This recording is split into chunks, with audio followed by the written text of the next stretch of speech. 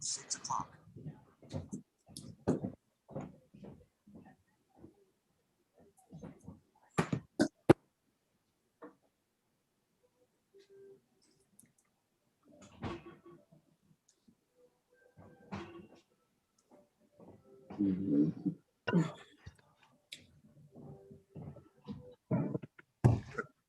Quiet bunch here this evening. Señor Patrick.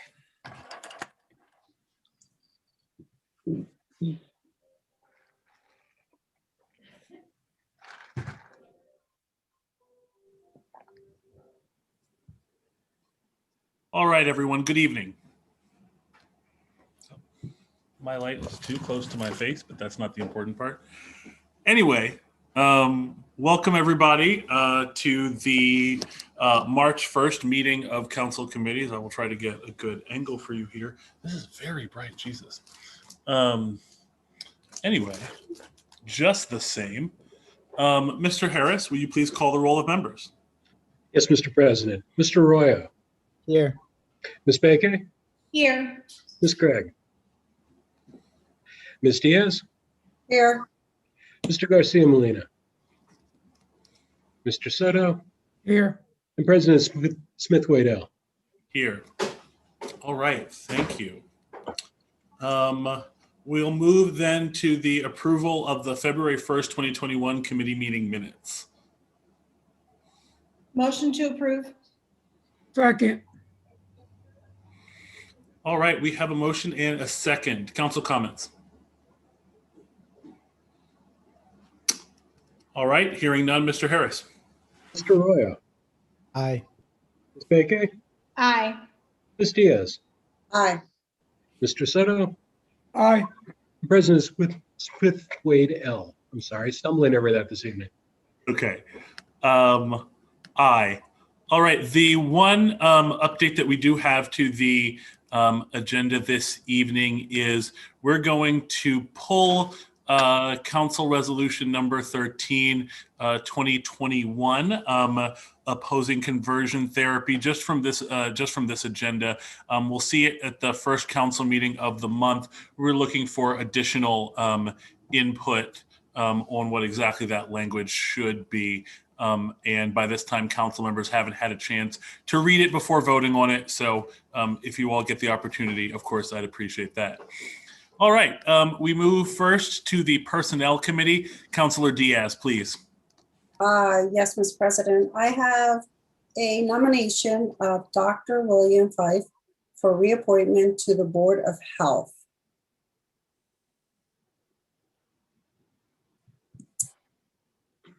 Motion's on the table. Oh, motion to approve, or rather motion to move it forward to the next council meeting, which will be on a date that I haven't looked at my calendar yet, the 9th. I Dr. think Fife is with us this evening. yes. Can Amber bring him in, or? And in the absence of Councilor Garcia Molina, I will second. Thank you.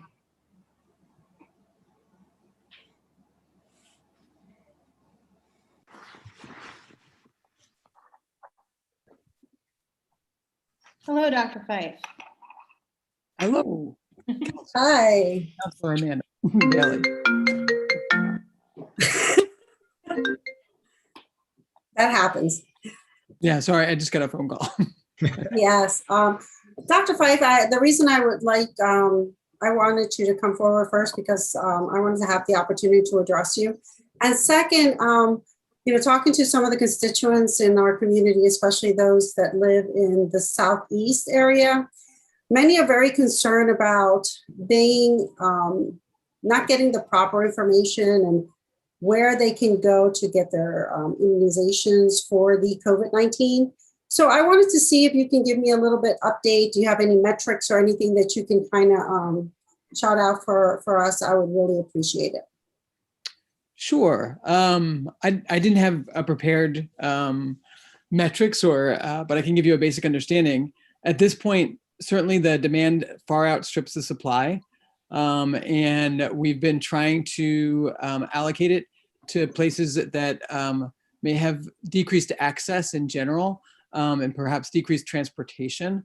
What we've been doing is trying to open up small areas like Farnham Health. We've actually had 2 vaccine clinics at Farnham.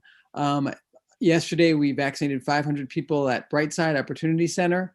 And we also have had one at Faith Tabernacle Church, which is pretty much directly in the southeast part of the city. And we vaccinated 123 people there. And we're coming back to repeat the vaccination and to give people a second vaccination, the booster, that's required with the vaccination that we're giving at this point. So we definitely are aware that there's places that are going to be decreased access. We're in communication on Friday. I also meet with a number of pastors from the Southeast section, mainly Spanish-speaking pastors, going over the COVID vaccine with them. So we're making an attempt to reach out to as many communities as we can, but we can't make the vaccine appear. So that's been the most difficult piece of things is once the vaccine is available, we then try to allocate or try to stand up a mobile clinic as fast as we can. For example, on Thursday afternoon, we found out that we had 500 vaccines from LGH that could be used at Brightside. And we stood up that clinic within basically 2 days and got 500 people to sign up. The difficulty with also the vaccine is that we have to allocate exactly the right amount of vaccine because the vaccine goes bad. And so we have to match the demand to the supply at the moment. And that's been a bit difficult thing too. There is a little bit of hope with the Johnson & Johnson vaccine that's been approved or authorized, I shouldn't say approved, that's been authorized for use, for emergency use. With that, we do not have to actually match things quite as easily or quite as strictly because that vaccine can be maintained in a regular refrigerator. The other vaccines can only be maintained in -80 degrees Fahrenheit and -40 degrees Fahrenheit refrigerators or freezers, which has been somewhat difficult. So yes, we definitely are trying to address that as much as we can. Hold on, so sorry. So it's definitely, we have that understanding and we're trying to do our best. The places that we're getting vaccines right now are from Lancaster General Hospital, and we're working with the Community Health Outreach, which is where Brightside came from, and from Lancaster Emergency Medical Services, which is where we used the vaccine from Faith Tabernacle Church and for Farnham. But we're hopeful that we could put outreach perhaps in the community near San Juan Bautista as well. There is a large area there that we're hoping to use. And then secondly, we're also hopeful that we could use it in different churches and perhaps repeat it in Brightside or maybe even Bethel AME. But we're working on that at this point. And I would just like to interject to say, if I may, Councillor Diaz, that because Dr. Fife is here tonight to be renewed as the chair of our Board of Health, although I guess maybe you don't have to commit yourself to being chair, Dr. Fife, but that's your current role on our Board of Health. He has been a really wonderful liaison between the community and the efforts that LGH as well as LEMSA in terms of providing vaccine in the community. And so he just rattled off a number of sites. There are some others that are being prepared for when we have vaccine available. And also Dr. Fife's been a regular on Alive at 5, both with myself and with Millsy. We appreciate his bilingual Spanish abilities to be able to help us connect with our community. So I just wanted to give a shout out for Dr. Fife's involvement thus far. And I will stop there. Thanks, Councillor Diaz. I just have one more question in regards to the Johnson & Johnson. I'm getting, obviously I get all the details, but they're saying the effectiveness of their, of this vaccine may not be as strong as the series of the two. So I was just questioning to see what your thoughts are. Yeah, that's an excellent question. So The Johnson & Johnson vaccine was looked at a little differently than the two other vaccines, the Pfizer and the Moderna that are now approved, that are now authorized. Those were looked at just for symptomatic infection and then going into the hospital, whereas Johnson & Johnson looked at going into the hospital, death, and then also total infection. So they actually tested people to see if they were infected or not, whereas they didn't just look at symptomatic infection. And so there's a little bit of a difference there. But what I can say about Johnson & Johnson is it's quite effective in decreasing death. There were no deaths in the people who actually received the Johnson & Johnson vaccine from COVID, which is really important. And then secondly, it decreased significantly people going to the hospital and having severe disease. So there's maybe a small disadvantage in terms of actual disease, but the disease isn't severe and the disease isn't life-threatening, which I think is probably the most important thing. And that's the thing where our goal is to actually keep people from dying from the disease. And then secondly, keep people from being sick enough that they have to be in the hospital. Well, thank you so much, Dr. Fife, for answering my questions. And of course, that's why I asked for you to come on, because sometimes people don't get to watch the 5 o'clock views of Zoom, and at least now if they have it on City Council too, they can, refer it, and I appreciate it. Thank you, Counselor. Thank you for doing all the work that you're doing. And thank you for asking the good questions. And that's all I have. Does anybody in the committee have any questions? Councilor Diaz, just a comment. Since we have you here, Dr. Fife, just a thank you from me as well for serving and your willingness to continue to serve. Obviously, this has been an unusual year, but now I'll be very pleased to have you reappointed and to serve in a new phase of this pandemic where we can give that information and provide some hope and light at the end of the tunnel for people. So thank you for your work, and glad that you're willing to continue that. You're welcome. Thank you all for all of your work too.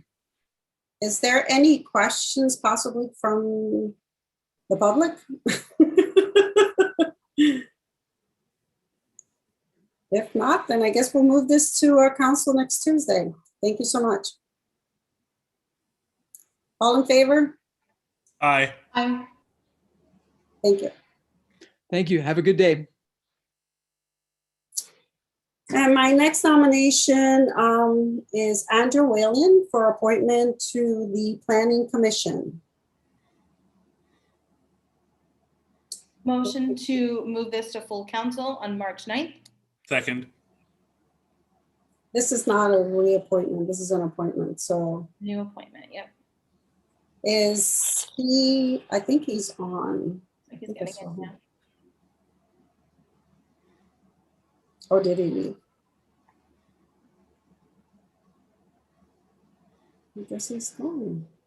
It looks like he's in the. I'm here and now. Thank you. I'm so sorry. Okay. Hi, Andrew. Hello. Would you like to address council? I am very grateful for the opportunity to serve on the Planning Commission. I've had the opportunity to look over the minutes, watch a couple of the meetings on Zoom, which has been very eye-opening. I love the work that they're doing, and I'm looking forward, hopefully, to representing my community and our city at large on the Planning Commission. Great. Any questions from any of the council members or anyone in the committee? Andrew, I just wanted to say thank you. I'll thank everybody who wants to serve on a board, commission, or authority. I think it's so great that we have so many people that are willing to step up and do that volunteer work. And I particularly appreciate the work that you've done with Neighbors United in the Northeast and getting that together. It's I think one of the earliest sort of neighborhood groups in the city. And there's been a lot of really great work there. So thank you for that. And thank you for your willingness to serve on the Planning Commission. That's very important. Anything from full council? Yes, Councilor Diaz. I also want to thank Andrew for all the hard work he's done for this city and look forward to working with him as much as I can on his new position on the Planning Commission. Thank you, Andrew. Well, if there's no other questions from the public, then we can move forward for this next Tuesday, full council. All in favor? Aye. Okay, next I have a nomination from Stephen Campbell to be appointed to the Suburban Lancaster Sewer Authority. If Mr. Stephen Campbell, sir, would like to speak today. Hi, how are you? Thank you for having me.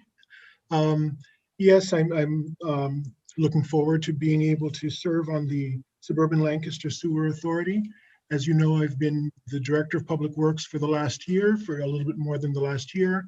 And the key role that I think I'd be able to play on this commission, besides fulfilling the need and the role of the city on that commission, is the development, continued development of different working relationships with the municipalities that surround the city of Lancaster, as especially vis-a-vis the consent decree. It is essentially one metropolitan system made up of a variety of different parts. We have mutual benefits and mutual goals to be fulfilled.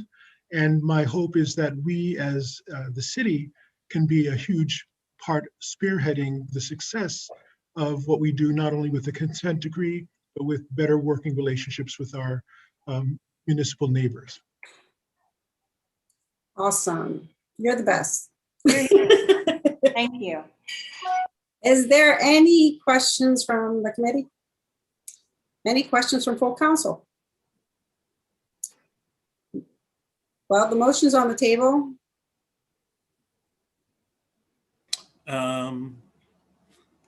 Great. Did we move in second this one, Councilor Diaz? No. Oh, I'm so sorry. Motion to move this to full council on March 9th. Second. All in favor? Aye. Thank you so much, Mr. Campbell, for popping in. Thank you very much. Yeah. My pleasure. Have a good evening. I'll be back. Uh-oh.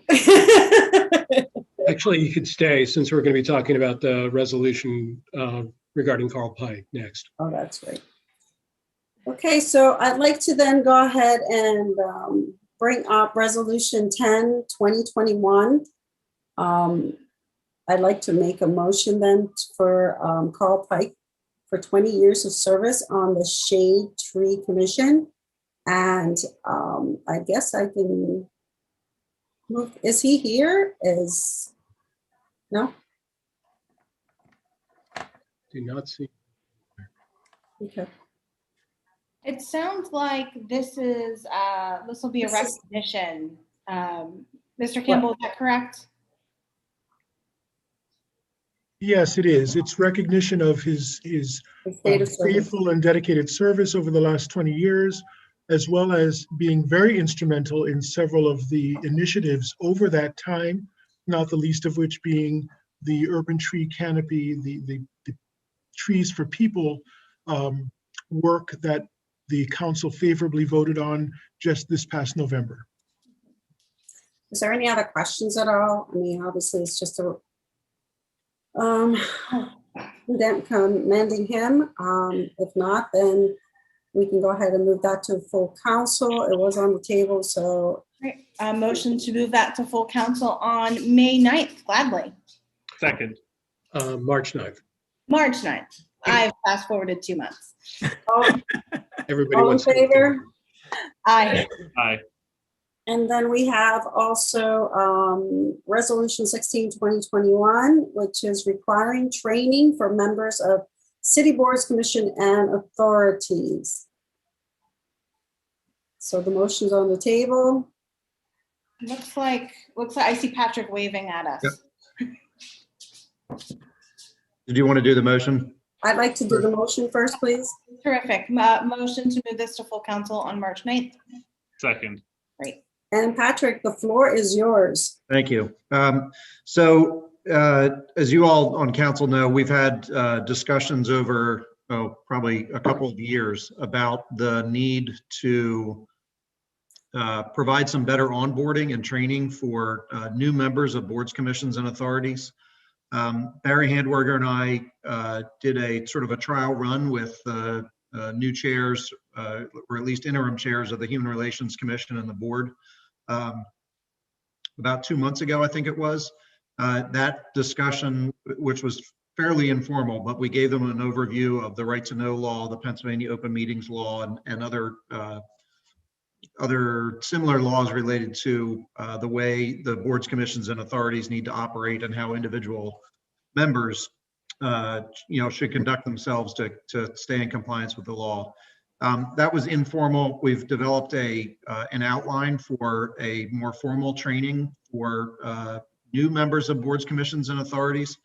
So this resolution really is sort of putting council's stamp of approval on the process and making sure that as we bring on new members of boards, commissions, and authorities, that those folks are aware that they will need to go through this training at some time early on in their time on their respective board. So the way we structured this is to have it required that within 100 days of appointment or reappointment to a board, commission, or authority, that each individual who's appointed is required to attend an informational and training session that both Barry, so the city solicitor, and myself as business administrator would present. And that 100 days really is to encompass, like, within 3 months, essentially, of the beginning of your appointment to a board, commission, or authority, that you go through this training. We recognize that, all the volunteers who serve on these entities are busy. So we will try to schedule things, lunchtime trainings or early evening trainings. And we recognize that some people won't be able to make it within that 100 days. So we've allowed a little leeway in here to, you're required to do it within the first 100 days, but we can expand that to 180 days. So your first 6 months of service that you would go through this training. And this is really only intended to cover newly appointed. So from here on, or after the resolution is adopted, folks who are appointed or reappointed after that date. I'm sure that we would welcome members who are currently on boards, commissions, and authorities to join those training sessions. But ideally, what we want to get is, over time, everybody who's come on board go through the same training. And Barry has this outline of the training. I'm going to work on getting it into a PowerPoint presentation, and then we can share that with you all also, so you know what these folks are going through. And then, between the city clerk and Jess King and others in the mayor's office, as people are onboarding or being even recruited for these positions, they'll understand what training they need to go through. Any questions from the committee? I just, one logistical thing, and I fully support this. I think this is great and long overdue, and keeping everybody informed of their responsibilities is really, really important. Who or how will each board, commissioner, authority be responsible for tracking their own compliance with this, or will someone be tracking this as from the list of all of the members? Well, so because we're doing it as we bring people on board, it's a little less onerous a process, because each, you've got to do it within your first 100 days. So we will have obviously the list of people who have been appointed or reappointed from Bernie. That way we'll be able to track it. And, we want to keep, ultimately we want everybody, and there's well over 100 on all the various boards, commissions, and authorities to have gone through the training. So we want to track both those who are attending it as mandatory because they're new, but also those who come on board. So we haven't worked that process out yet, but we will take them as they come and make sure that we've documented that they've gone through the training. Fabulous. Thank you. Any questions from full council? Any questions from the public? Then I'd like to move this forward then to full council next Tuesday. All in favor? Aye. Hi. And that is, Councilor Diaz, I had gotten a nomination for Barry Kornhauser to the Public Art Advisory Board. I'd received that after the meeting materials and agenda were distributed and posted. But I do see that he is in the waiting room. And if you'd like to address that, certainly can. I was thinking that that was going to be happening in April, but apparently he's here now. You said you sent out a revised one? I did not send out the revised one because I thought this was going to happen in April, Okay. because I'd gotten it late. All right, then we'll make a motion. Yeah, I see Barry in there. I would motion to move that to full council on the 9th. Second. Is he here? Would he like to address council? And while he's coming in, I'll just provide a little context for counselors. There is going to be a planning meeting later this month for the Public Art Advisory Board, and perhaps President Smith-Waddell would like to add to this. And so it was felt to be important to add Barry sooner rather than later so that he could participate. And so I appreciate your forbearance in this coming to you relatively late. But many of you know Barry and his work in our community. And I don't know, President, do you have anything you want to add before introductions? No, I think if there's one man in Lancaster that needs no introduction, it's Barry Kornhauser. And I'd say I've known President Smith-Waddell since he was little, but he was never little. Very good. So I am just pulling up the items from Barry. Barry, do you want to just talk a little bit about your background for those in the community who may not know you? Yeah, well, I've lived in Lancaster since the early 1980s. I've been involved with the arts locally since the time, and also very much education. I served 12 years on the Lancaster Education Foundation. My kids all went to the public schools of Lancaster, which I'm very fond of still to this day. I work at the Ware Center. That's the Millersville Office of Visual and Performing Arts as the Assistant Director of Campus and Community Engagement. I'm a freelance playwright, had some kind and generous recognitions in that regard.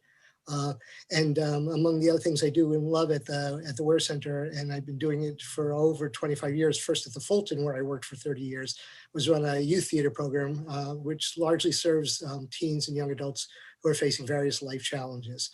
So I have a real strong passion for the arts, a strong passion for the city, and for supporting emerging artists. I would just say, though, I think about the arts is, and I think you all recognize this, which is wonderful. It makes Lancaster such a great city, is the arts can be a strong economic driver, an unparalleled community connector, and I think a really powerful contributor to the very vibrancy of the city. So it would be an honor to serve if you so choose to accept me in that role. Thanks, Barry. And I'll just also say you've got lots of other connections regionally and nationally that you're bringing to bear, as well as your deep roots here in the city of Lancaster. And we're really pleased and excited that you're willing to jump into the Public Art Advisory Board. Thank you. Thank you. Does anybody have any questions? I do have one, but you guys can go ahead.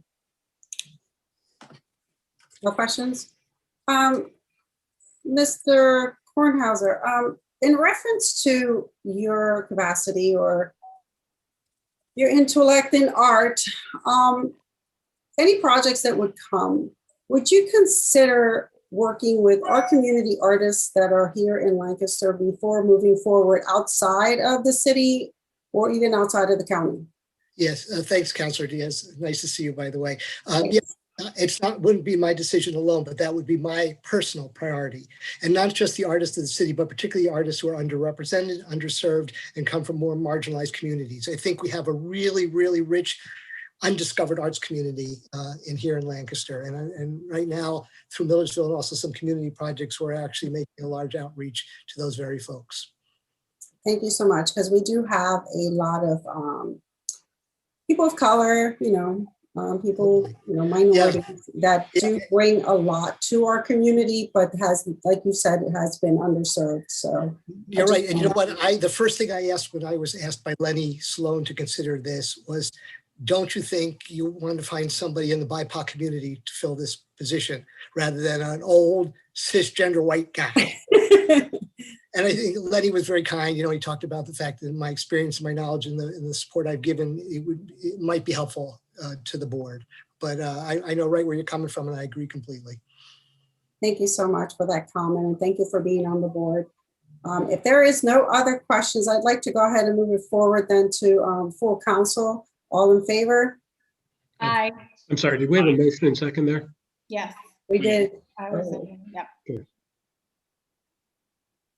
Well, thank you, Barry. I think that's all we have right now with you. And I will send out Mr. Kornhauser's nomination memo along with the meeting materials at the end later this week for the March 9th meeting. Thank you, Mr. Harris. And that concludes Personnel Committee. Mr. Thank President? you, Councilor Diaz. Thank you, Barry. Have a good evening.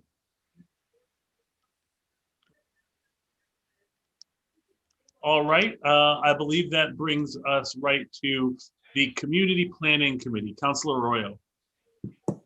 Thank you, Mr. President. I'll call to order the Community Planning Committee. We have 3 items on our agenda today. We'll start with the review of the Historical Commission for a Certificate of Appropriateness for 17 West Vine Street. Do we have anyone from the Historical Commission that will be presenting this?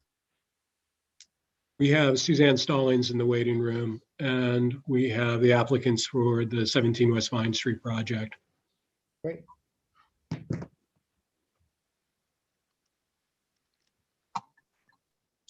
Yes. Good evening, Council. Because they were both approvals, nobody from the Historical Commission could join tonight, but I am here to answer any questions you have about their recommendation. Oops, sorry. Can you give me a little bit of background on, I guess we could start with 17 West Vine Street, if you could give a summary on the application? Yeah, that's the Willow Valley Tall Tower project. The specific demolition is the old Lancaster newspaper printing plant facility, which faces West Vine with loading docks, and then it extends from South Queen to Beaver Street. And then there's a couple of 4-story annex warehouses behind that facility along Mifflin Street, and they're both being proposed for demolition. The printing plant was only built in 1982, and the 4-story annex structures are 1952. Great, thanks, Suzanne, or Ms. Stallings. And just for clarification, I saw in the drawings there, there was a historical property there that will stay standing and will be incorporated into the project moving forward. Yes, there's the federal period building that's right at Mifflin Street is being kept and will be incorporated. Great, thank you. That's all the questions I had. I believe, Mr. President, you're the only other member of my committee for this one. So any other questions? Yeah, Councilor Arroyo, thank you. Ms. Stallings, is there, when ought we expect the sort of corollary construction recommendation to come through? Or are they required to do that for any of the sites they're building on? That was simultaneous. Okay. Commission acted on both the demolition and the new construction at the site at the same meeting and sent both recommendations of approval. Good. All right. Any other questions from full council? I did have one, Councilor Arroyo. It was a little hard to tell from the diagrams that we were provided, but do you have a sense, or was it talked about the actual distance between the Yates house, which is the historic structure, and the new construction, like how far apart that actually is? It was difficult for me to kind of get a handle on that. The architect might be on the call to answer that, but I mean, the new construction will essentially wrap around the Yates house, but will clear the walls. Okay, so they're not abutting necessarily. They are abutting at the lower levels, like Okay, for the first 2 stories, but the roof line of the Yates house and the rear wing should remain distinct. I see. Suzanne, should I be adding anybody else in to talk about this? There might, from Willow Valley, it might be John Swanson, who's Mhm. representing Willow Valley. There's Bill Koch, who's the project contractor, and then the project architect is Lester Yoon, Y-U-E-N. I'll add them all in.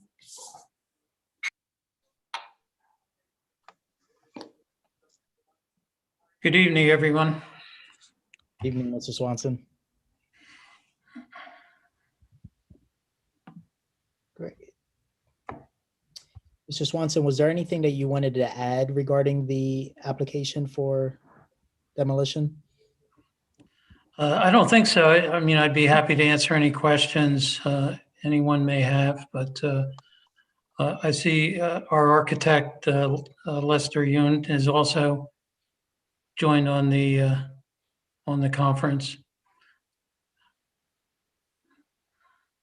Great. Any questions from council? I do have one actually, Mr. Swanson, just for clarification. This is just the first step in, I'm assuming, multiple phases that that would occur, and maybe Ms. Stallings can add to that as well.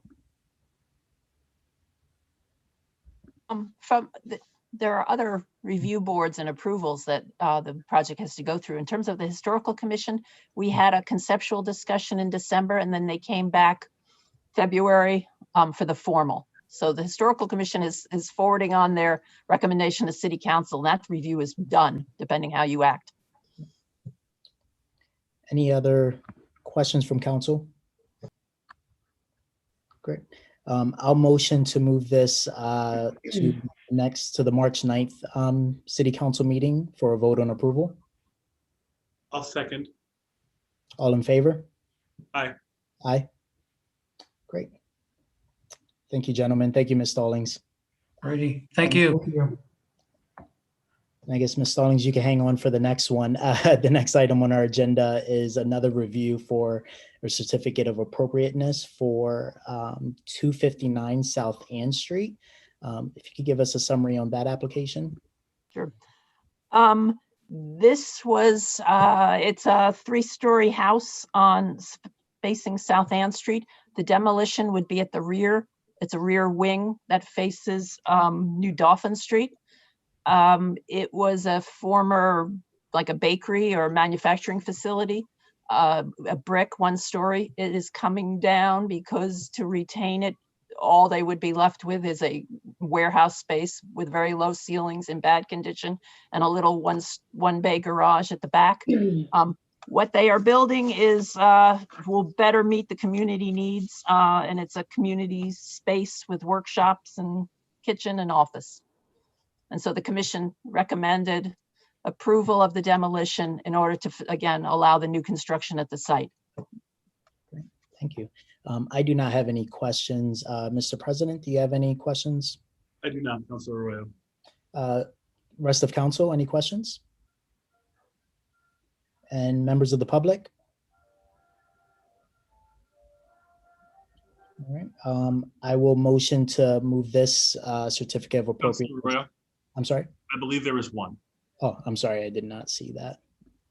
Yeah, if we can have Mr. Dastra. Yeah.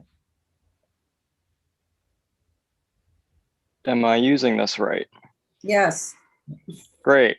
This is the first time I've actually seen you guys on my phone instead of on my TV. I just wanted to know where the public can find some of the information on the project. I've been talking to some members in the community.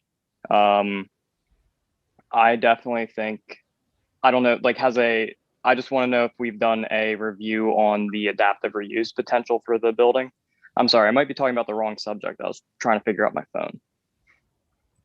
This one's pertaining to 259 South Ann Street. Is that the one, Mr. Dastra? Nope, crap. I had a time lapse in getting from YouTube to Zoom. This is actually in reference to the mosaic. The 17 West Vine Street? Correct. Mr. President, I guess, Bernie, are we allowed to take questions on that one now, or? I would suggest that you deal with that at the next regular meeting, since you've already moved on at this point. Fair enough. And there will be an opportunity for public comment or public questions at the public meeting on the 9th. Sounds good. Sorry about that, Mr. Dastra. If you want to reach out offline, I'm happy to help you in the meantime before council. So, Okay, thank you. there any additional public comments? All right. Don't see any. I'll motion to move the certificate of appropriateness of this application for 259 South Ann Street to full council. Second. All in favor? Aye.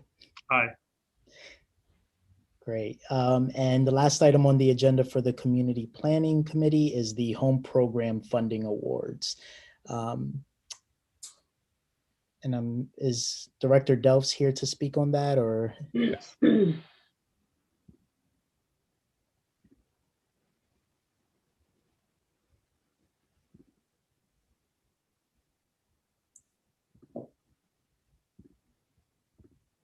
Good evening, everyone. Can you hear me? Yep. Okay, very good. I apologize for the terrible lighting. I always do council meetings from the office, but was not able to tonight. So please bear with me here. The item that we have in front of us this evening is related to the HUD program, home funds for affordable housing. This does not require any action by council. It's just for informational purposes, but had some good news to share with the council and with the public. So thought this would be a good time to do it here during committee tonight. As you may remember from some of our conversations related to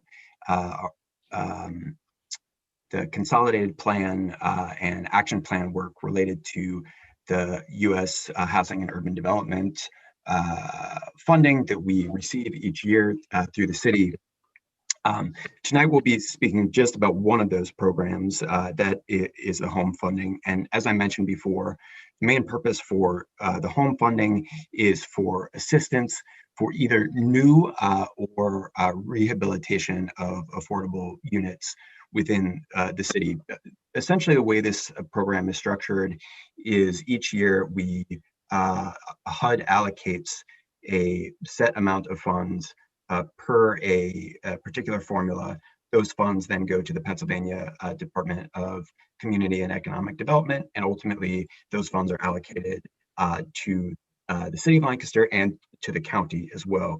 We participate in a consortium with the county to help determine where we distribute those funds for affordable housing projects.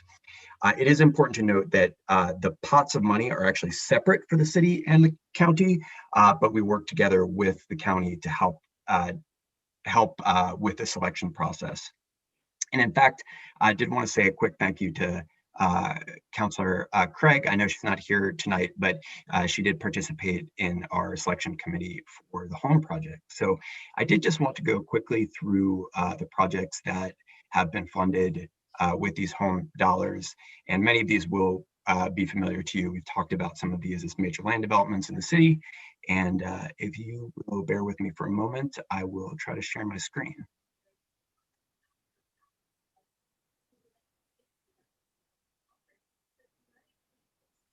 Okay.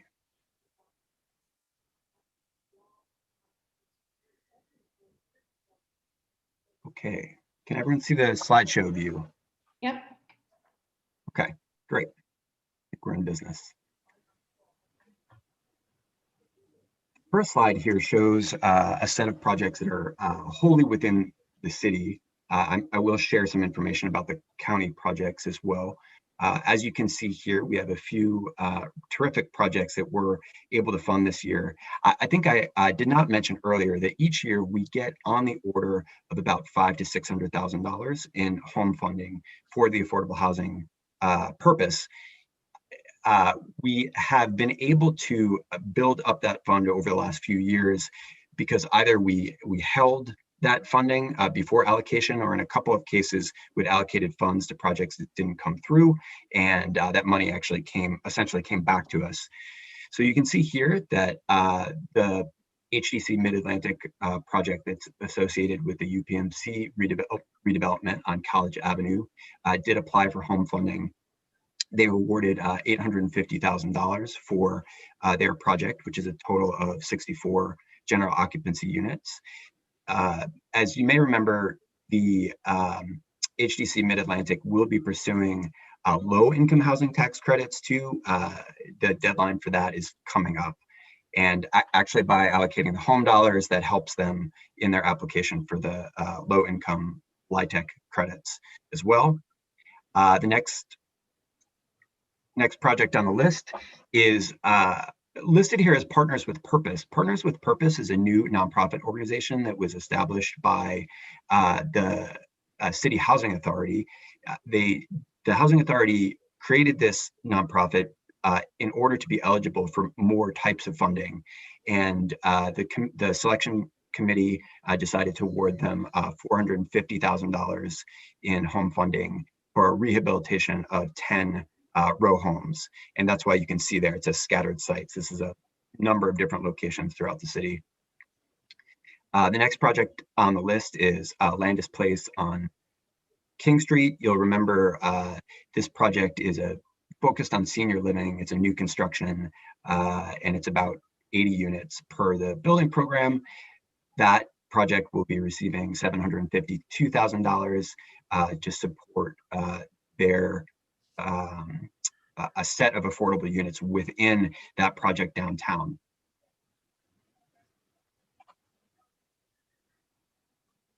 As you see here, I've included the county projects too, just as a point of information. I won't spend very much time on this, but I thought it was especially important to note here that there is a Bousman Place Apartments project, which is being developed by Community Basics Incorporated. This project is actually right on the boundary between Lancaster Township and the city. I think the balance of the property is actually in the township, but there still is a portion of the property within the city. This project is being funded actually with the county's funds versus the city funds, which is, I think, definitely a win for us. And you can see here that it was a total of $1 million going to that project, which is general occupancy and 54 units. There are two other projects here listed, one the Fordney House for $350,000 in Manheim Township, and then Manorview Terrace, which is a project that has been proposed a few times. They have pursued the low-income housing tax credits, haven't been successful yet, but I think this is the third time they're going for LIHTC credits, and hopefully third time's a charm. They received $850,000 of home funding. Finally, we have a couple of projects that are not new multifamily rental. They're homeowner projects. And as you can see here, the one in the city that was awarded $500,000 is the second phase of Conestoga North on Chesapeake Street, which is being developed by SACA. And that's a total of 9 units, which is in addition to the 9 units that they are already building right now. And then last but not least, there was a Habitat for Humanity project in Columbia that was awarded $318,000 for affordable units as well. Looks like it was a total of 4 or 5 units in Columbia. That is, let me see if I can stop sharing here. Happy to go back to that if you'd like me to call up any of those details again.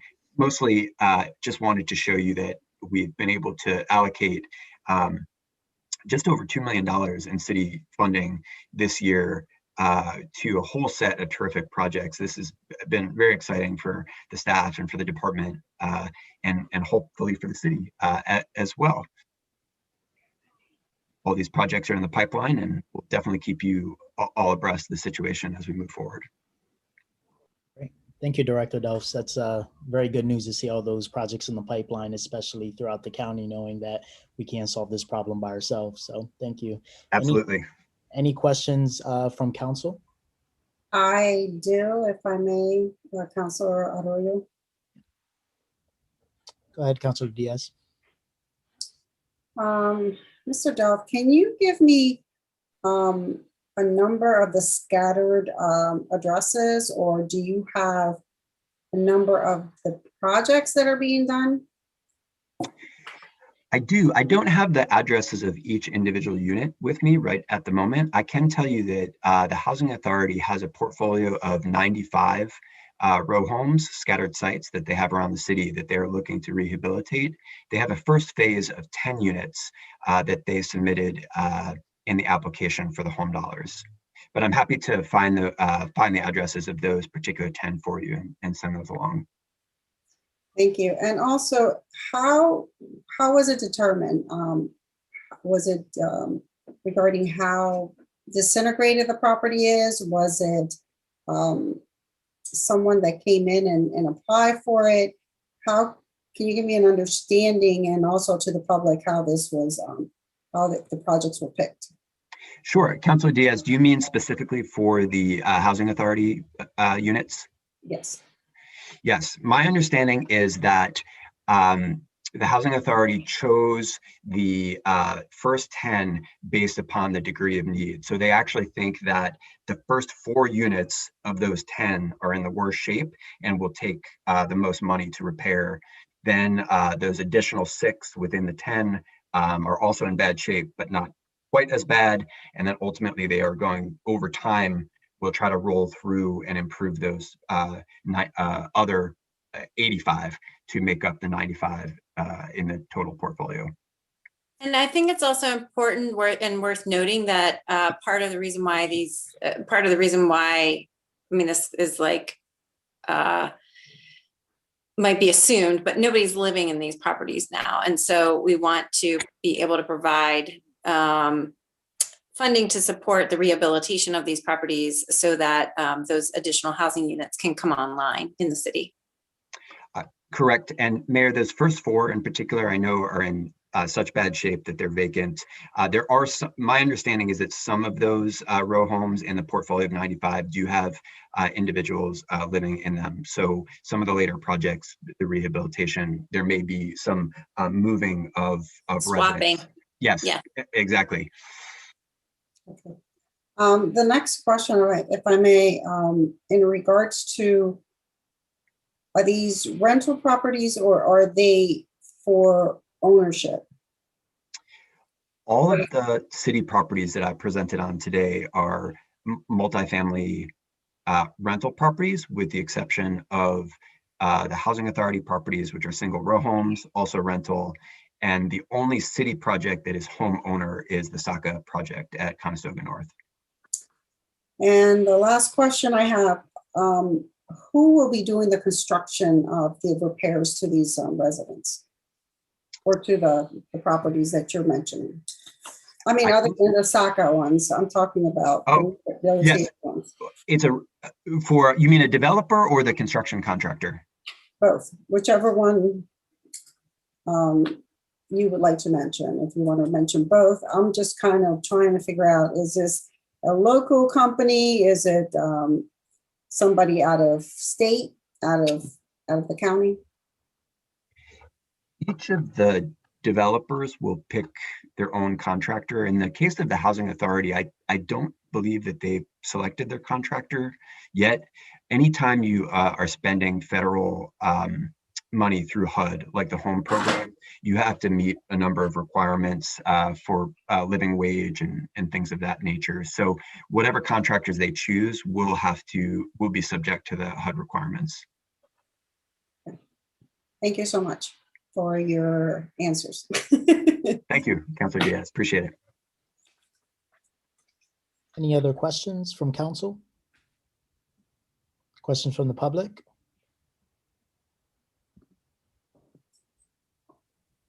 I don't see any raised hands yet, so thank you, Mr. Dels. Thank you. Appreciate the time to share tonight. I usually don't bring things that you don't have to act upon, but I thought this was worthy of having your eyes on it, and also wanted to provide the thanks again for council participation in the selection. Absolutely. Great. So that concludes the Community Planning Committee, Mr. President. Thank you, Councilor Arroyo. We will then move to the Economic Development Committee, which is also you, Councilor Arroyo. Thank you, Mr. President. I'll call to order the Economic Development Committee.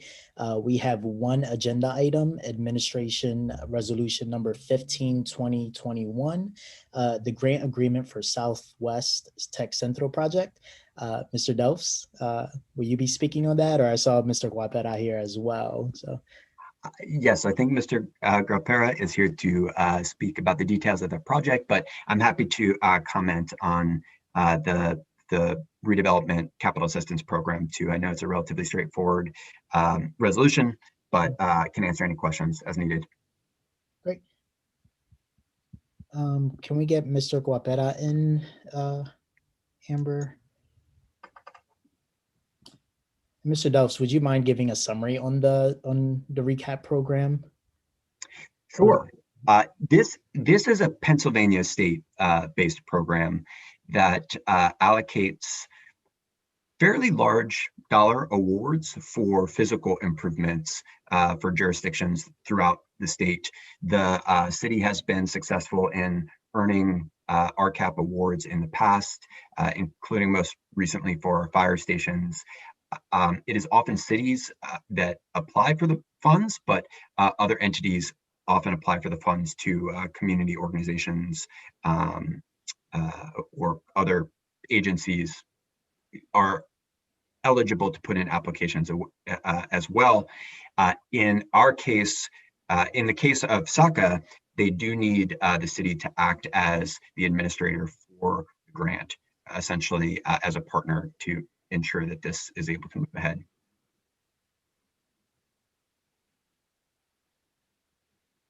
Hey, Carlos, how you doing? I'm doing good. Good to see you all. Good to see you as well. I thought it'd be a good opportunity to kind of hear a little bit about the Southwest Tech Central project.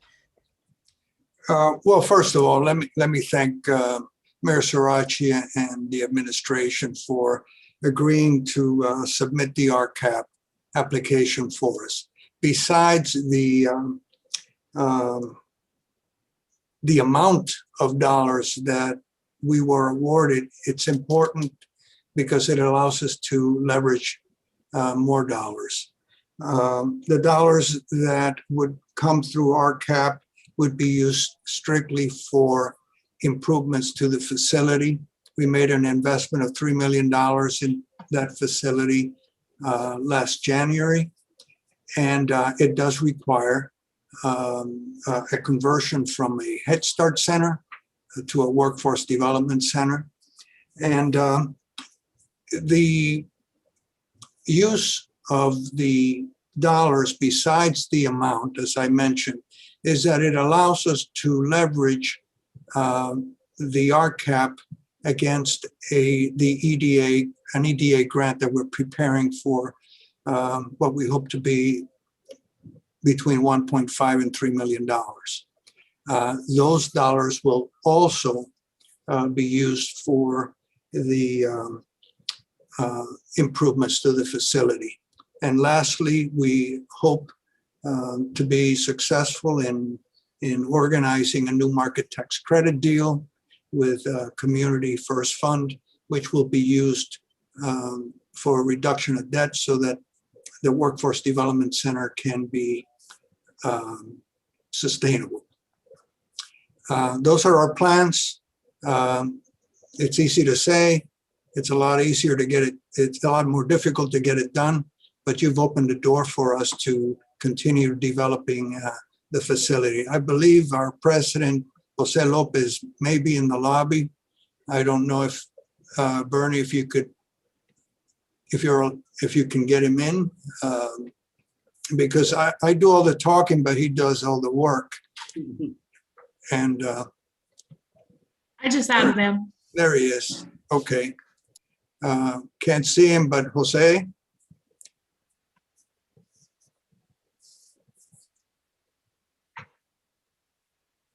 There he is.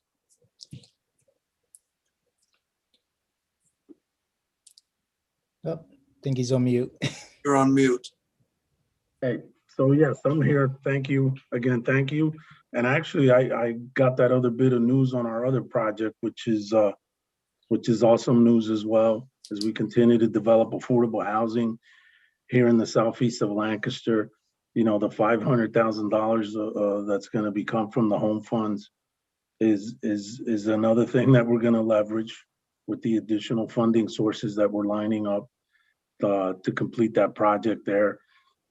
When it's all said and done, 18 new homes in Southeast Lancaster will, you know, add to the 60 that we've already completed over, I guess, the last 10 years. And so thank you for that. Now the RCAP, again, like Carlos says, we're going to leverage that with the other funding sources that we're looking to attract to that project, the EDA grant, and then of course also with our new market tax credit initiative that we're looking to complete with Community First Fund. So thank you. Let me talk a little bit about the social impact, which I think is why we all get together to do these kinds of things. We have felt that over the last 7 years that we have run Tech Center in the Southeast, that we had built a strong allied health component, but didn't have enough on the trades areas to offer residents of our community that were unemployed and underemployed. So we created a partnership with Thaddeus Stevens College, and they have worked with us magnificently, I would say, to set up a wing of that facility to offer trades occupations in the area of HVAC maintenance and refrigeration, plumbing technology, and electrical technology. High-paying jobs for our graduates.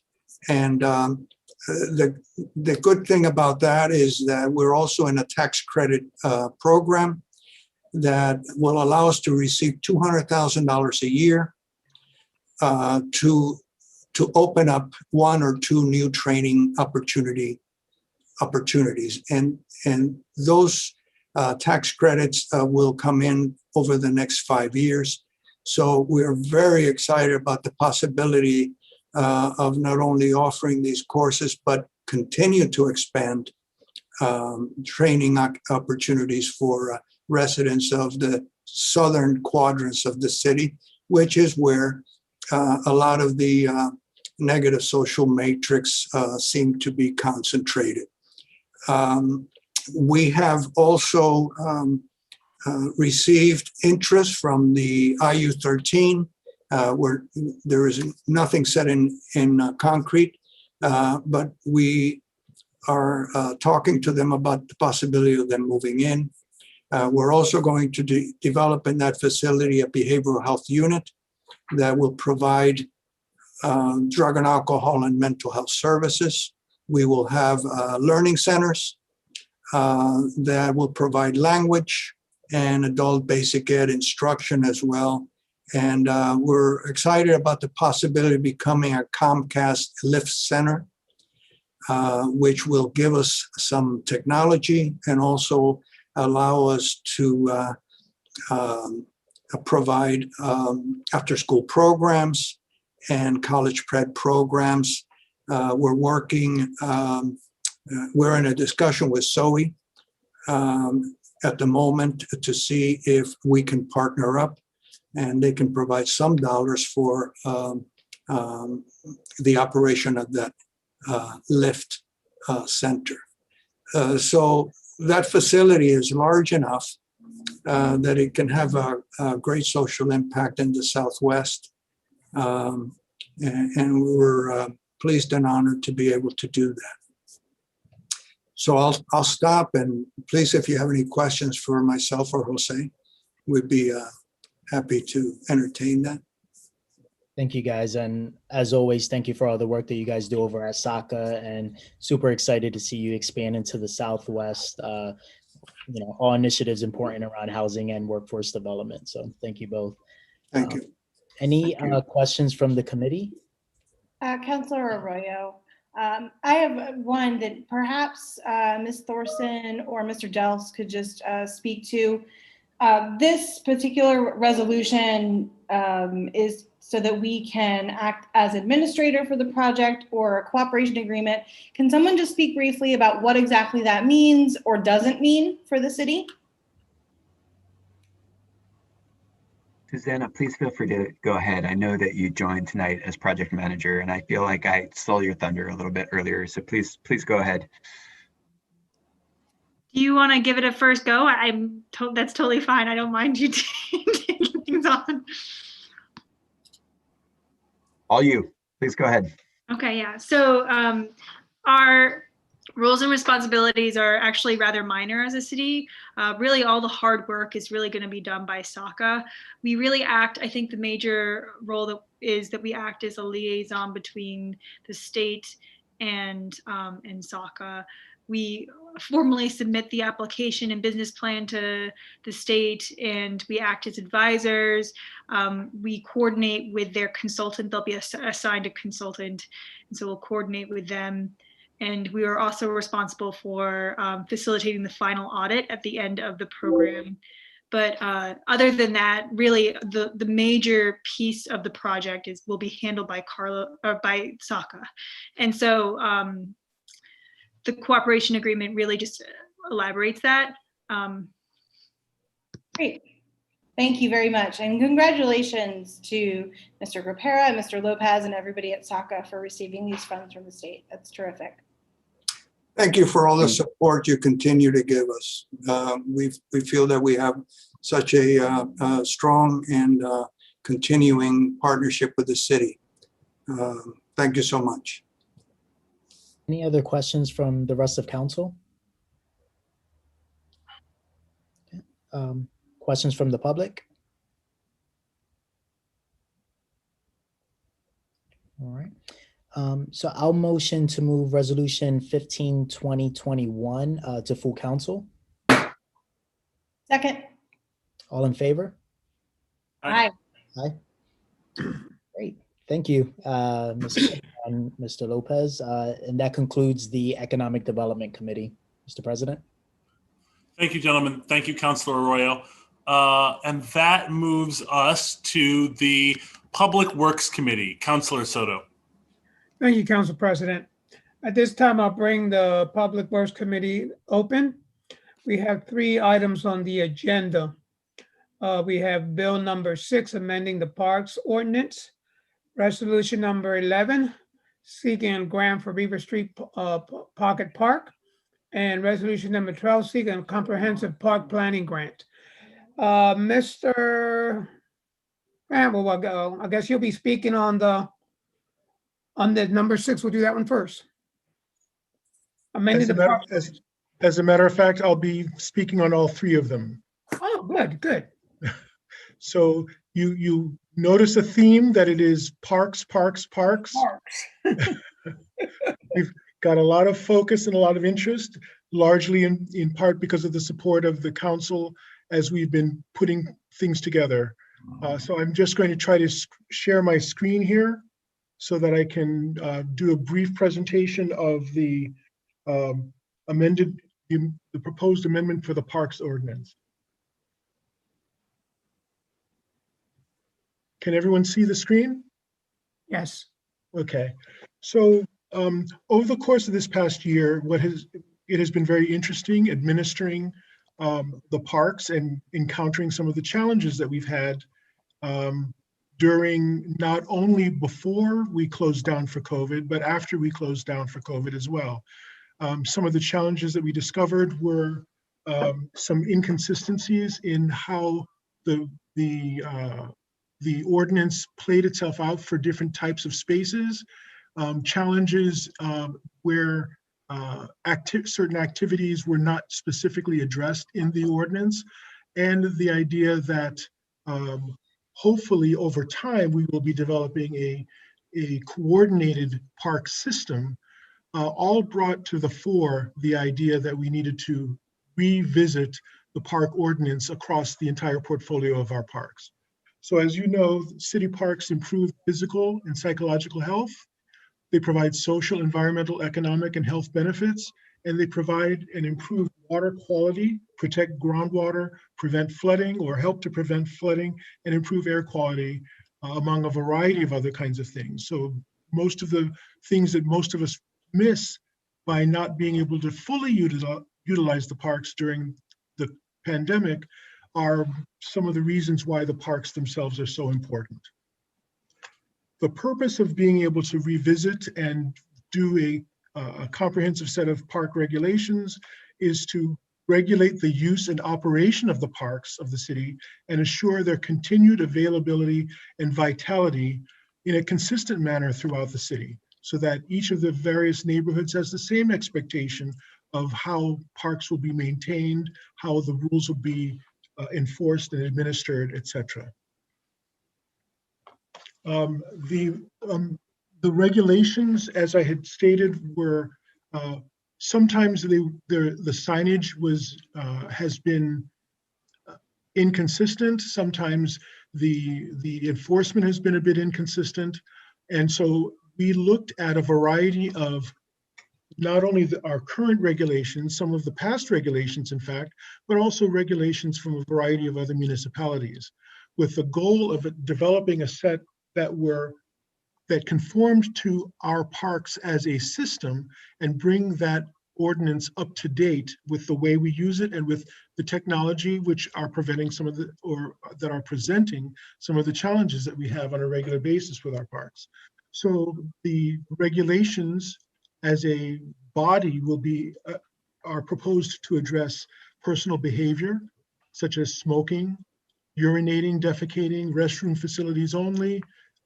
These are things that to many of us might have seemed straightforward and obvious, but sometimes they were not specifically addressed. Limitations on motor vehicle use, including drones and radio-controlled vehicles. We had a couple of instances where the use of radio-controlled vehicles, some of them very, very noisy and not necessarily controlled, presented a challenge because we didn't specifically have ways of addressing that particular instance in that particular park. Regulations of where and how non-motorized vehicles such as bicycles, skateboards, skis, and horses can be used.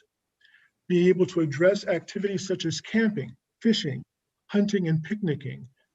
How do you understand when and where those are allowed to be, and what kind of regulations you are subject to if you choose to take part in those activities, and also preserving the natural and historical resources and protection of the flora and fauna of all of our parks.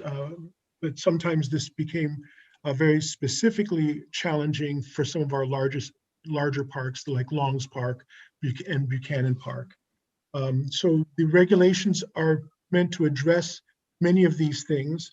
I'm hoping that all of you received the proposed regulations, and if there are any questions related to those, you'll be able to ask me questions about those. Last but not least, a key aspect of having such regulations is to ensure that the permitting and enforcement procedures are straightforward and clear, clearly and concisely addressing the procedures for securing permits, what kinds of permits are required for which kinds of uses, especially if there's exclusive use, like being used for a particular either party or a particular function.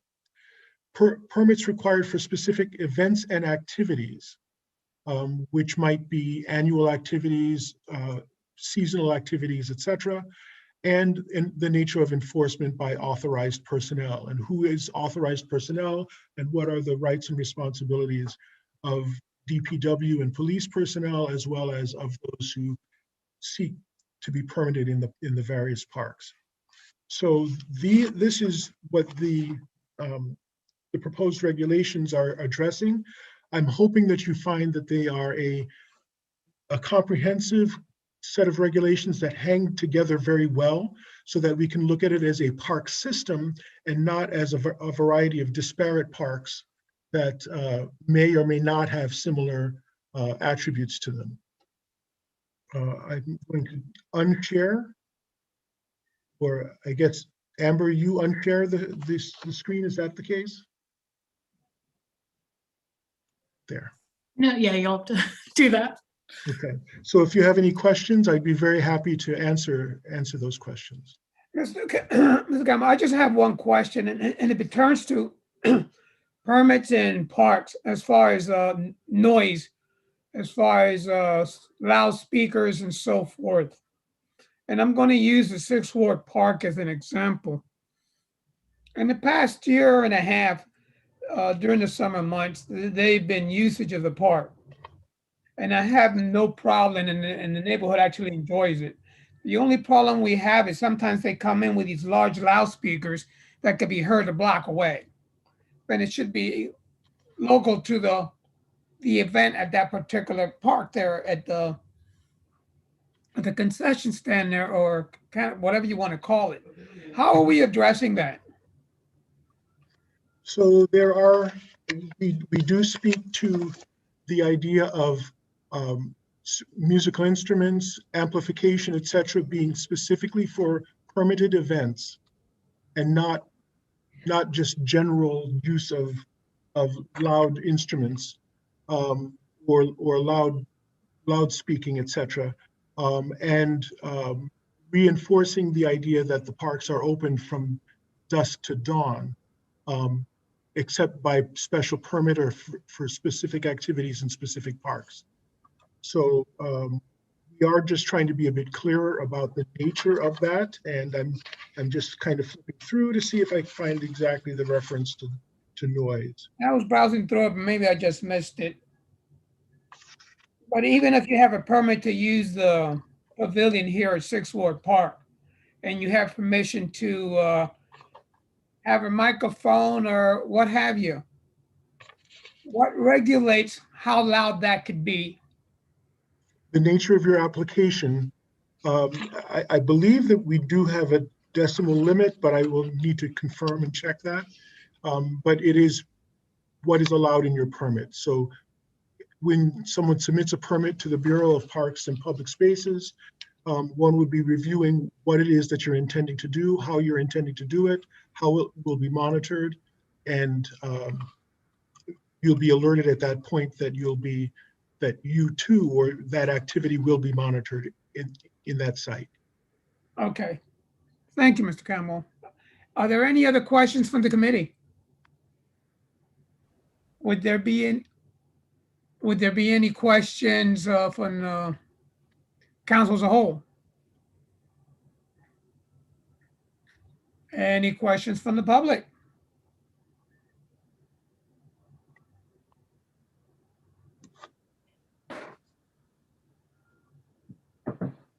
Here are none. I will entertain a motion to move. Pete, we have one. Oh, Sorry. okay. I'm sorry.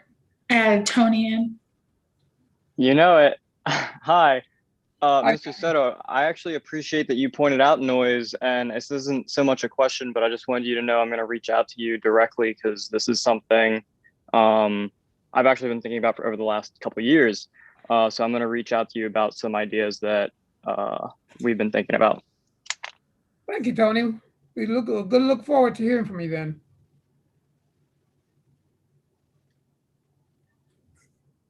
Tony, do you want to be on the noise control board?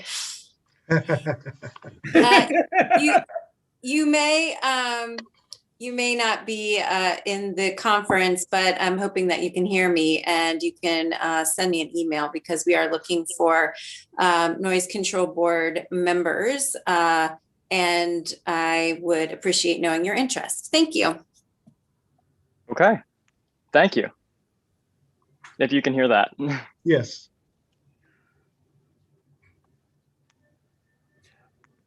Any other people in the queue waiting to speak from the public? Nope. Okay, in that case, I entertain a motion to move Administration Bill number 6 to full council on the 9th. So moved. All in favor? Or do I need Second. second? Can I get a second? Second. Okay. All in favor? Aye. Thank you. Okay, that moves us to Administration Resolution number 7. Seeking a grant for the Beaver Street Pocket Park. Mr. Campbell. Yes, this is a pocket park proposed at 339 Beaver Street. It's a site that had been come into RACL, the Redevelopment Authority of the City of Lancaster's hands, and was negotiated to be acquired by the Lancaster Equities organization. And they worked for the last several years with the community to try to develop a program for what is frankly a very tight and difficult site to work with. With the variety of conversations related to that site, and with the advent of the opening of Coolidge Park, it was realized that there are a little bit of relief that that particular pocket park does not have to be all things to all people. And so where there had been a hope for a park which would be in the neighborhood of $350,000 to $400,000 by being able to reduce some of the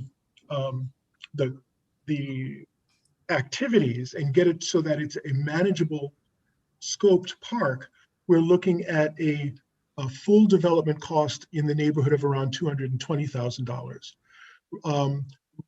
Retu had already contributed $60,000 related to design and engineering for the previous ideas for the park. We're seeking funding from DCNR, the State Department of Conservation and Natural Resources, and what they require is a full match. So for a $220,000 project, where $60,000 has already been made available, we're looking at the city to come up with $50,000 and DCNR to match with $110,000. At this particular moment, we're not 100% sure which activities will prevail, but we will be working very closely with that community to identify what those needs are. And this is also a link to the next subject, which we'll talk about in a moment, but we also realize that with a parks master planning effort, we'll be able to identify not only what some of the needs of the variety of communities are, but what are the resources that may be necessary, and that'll be dovetailed into the comprehensive plan. So our hope is that this site becomes programmed as city park function, and we'll be able to design it, manage it, build it, and take care of it accordingly. Mr. Campbell, what address is that on Beaver Street again? 339 Beaver. Frankly, it's technically a through block site, but it's a very peculiar configuration. Its primary frontage is on Beaver Street. There are some backyards that get joined to each other, and then a very narrow walkway that connects to Prince Street. And is that South Beaver Street then? Yes, South Beaver. Thank you, Mr. Campbell. Do we have any questions from the committee? I do, Councillor. Yes, Councillor Diaz, please. Is that the one that's kind of like toward the end of Beaver Street once you're kind of leaving the city? It's not all that far down. It's closer to Heather. I think it's just north of Heather Street. Okay. It's Councillor Diaz, it's toward Carter McRae. It's like half a block down from Carter McRae. That's correct. The other end, the other park that you're thinking of is South End Park. And that is on Furnace Street. That's at the far end. And that has recently been updated through the neighbors. It's had a mural, there's a mural that's been painted. We've been making some repairs to the parks building that's there, planting some additional trees, and upgraded some of the play equipment and picnic tables and like barbecue facilities that are there. If you haven't been down to see it lately, it looks really good.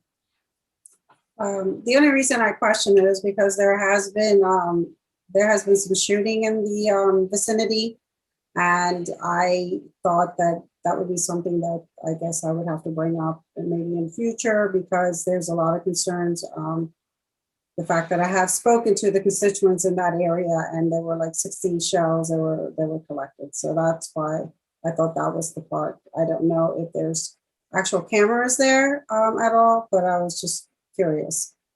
Thank you, Mr. Campbell.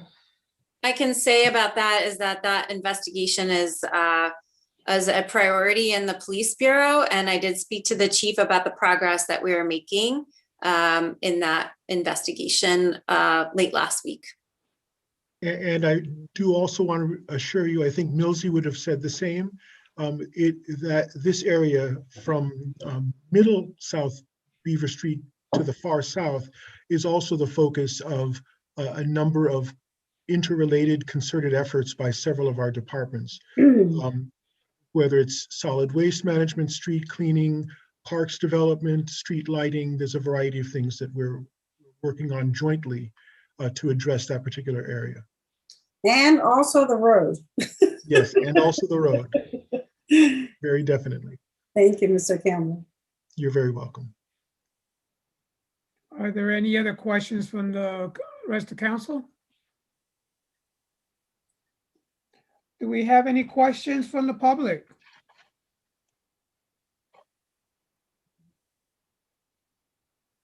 How's the look, Amber? No? Nope, no raised hands. Okay, then I will entertain a motion to move resolution number 11 to full council on the 9th. So move. Second. All in favor? Aye. Aye. Okay, then fine. I'm sorry? Thank you. And finally, resolution number 12, seeking a comprehensive park planning grant. Mr. Campbell. Yes, so we are also going to DCNR, the State Department of Conservation and Natural Resources, for matching funds to initiate the next parks and open space planning effort, where we are, as you know, the Cullerton Park was basically the last project of the last cycle of parks planning, and we now need to review and see what the current and future needs of the park system are. Our hope is that we will be working very, very closely with all of the different communities to identify what those needs are. We'll be working very closely with Lancaster Rec as well, who often programs many of the activities in many of the park spaces, as well as working with the schools. Our goal is to have a master planning effort similar to what had been done previously, but it will also be folded into and dovetailed with the comprehensive plan. As I had mentioned earlier, we recognize that there are great needs for active recreation, especially in the Southeast and to a certain extent in Southwest.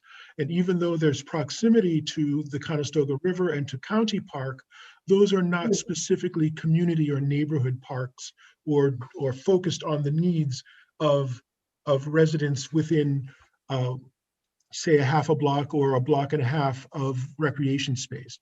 So a huge part of the goal of the Parks and Open Space Plan will be identifying possible spaces that can be used for recreation, for active as well as passive recreation.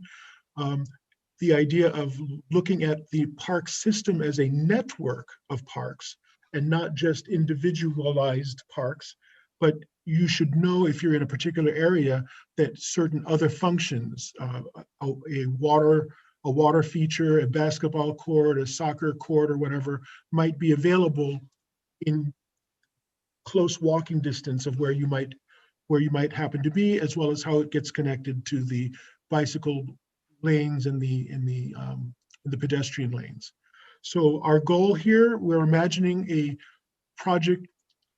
At this moment, it has not been fully scoped, but we're imagining that this would be anywhere from $250,000 to $300,000 effort, where we're looking for 50% of that to be from DCNR. We're looking for this work to actually get started next fiscal year, but the scoping and being able to bring consultants to the table would be happening before the end of the current fiscal year.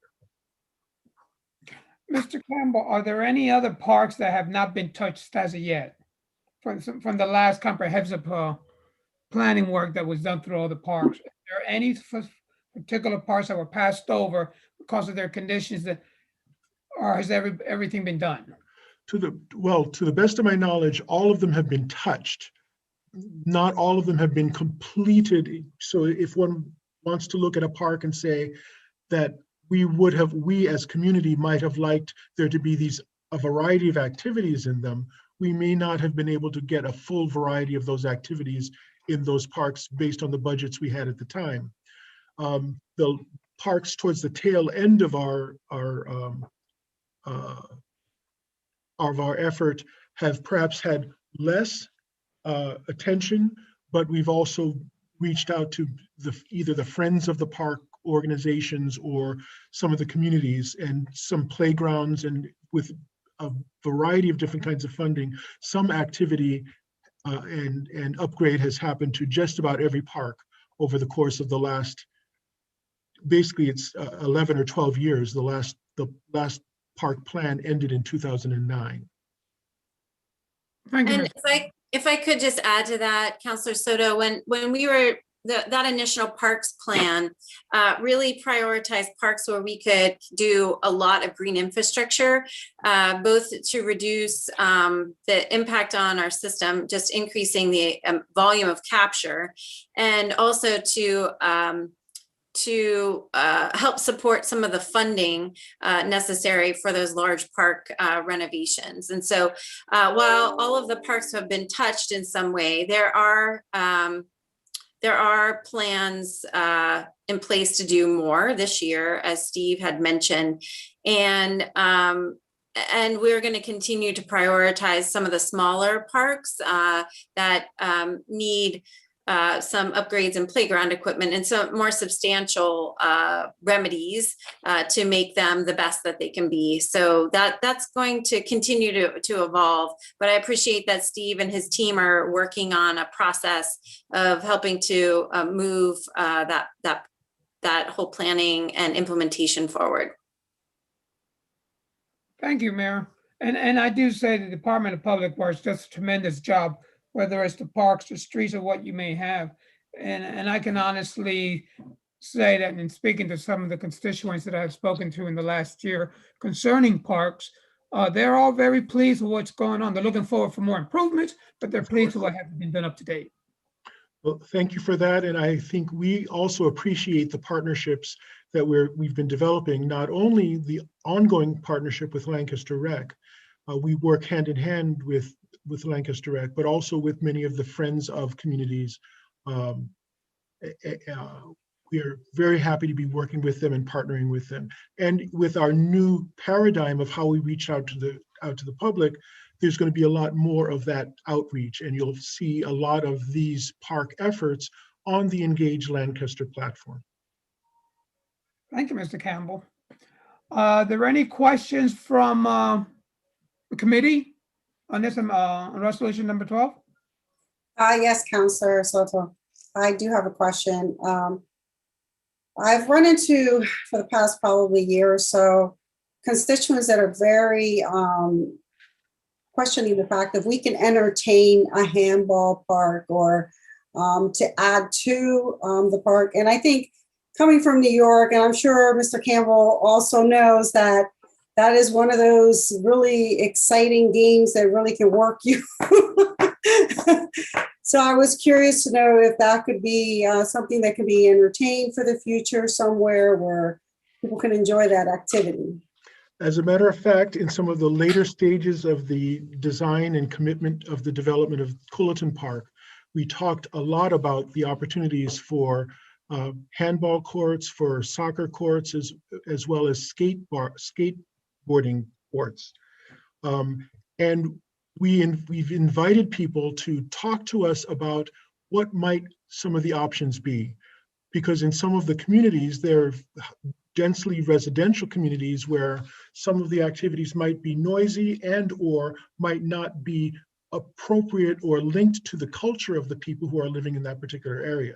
So one of the reasons for looking at the parks as a park network is to try to identify where are those specific needs for which kinds of active as well as passive activities, and where can we find those opportunities? Does it mean in a parks planning effort that we say we need to seriously think about either utilizing some of the RACL properties for certain kinds of active recreation, or finding opportunities to link to the county parks, et cetera, so that the very active and sometimes noisy recreation functions can be accommodated. But yes, the simple answer, which is never a simple answer, is yes, we are inviting everyone to be able to say, these are the activities and needs that we need and or that we want. We saw some of that as a possibility at Coolaton. Much of it had been well underway. It's not off the table for subsequent iterations, but we also need to look at the current demographics and what are the needs and desires of the people in the different neighborhoods. Thank you so much, Mr. Campbell. Do we have any more questions from the council as a whole?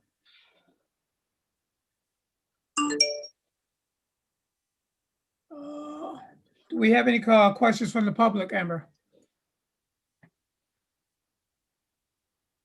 Okay. We do. I'm adding Tony in. Mr. Campbell, I don't think I have ever made your acquaintance in person, so hello. Hello, Mr. Dastra. I'm really loving how you're talking about the parks as a network, as a system. And I guess this isn't so much a question as more as it is, as I usually do, just talking about subjects. I think this is a huge opportunity for Lancaster to be a leader on potentially ecological restoration as well. Yes. You know, as a city urban environment, I feel like sometimes we get a lot of flack from this rural or suburban areas, but walking around, we talk about active recreation. I feel that ecological restoration plays very well into, creating recreation, especially when we discuss how insect populations have been decimated over the last several decades due to our rampant development as humanity goes.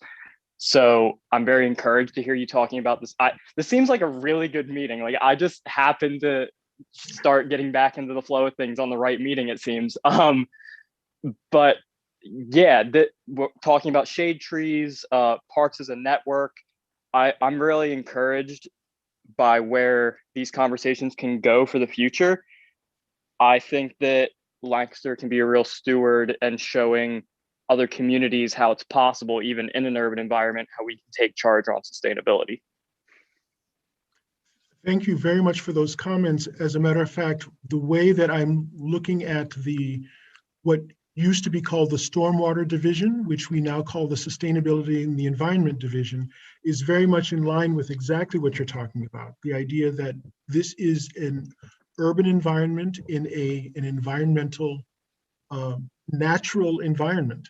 We're blessed with incredible amounts of water and the potential for incredible amounts of access to nature, access to open space and recreation, as well as learning opportunities for all of our citizens to understand what we do and how we do it.